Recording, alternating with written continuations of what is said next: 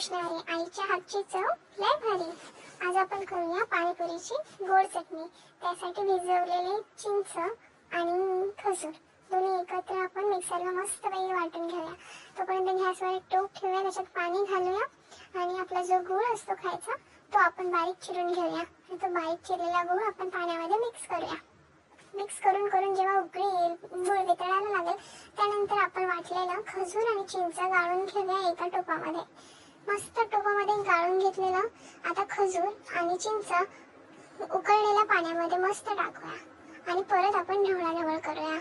ते झाल्यानंतर आपण मस्त त्यावरती एक आपली लाल तिखट मिरची आणि थोडंसं मीठ घेऊया आणि ते मीठ आणि लाल तिखट त्यामध्ये मस्त टाकून थोडंसं आपण मिक्स करूया।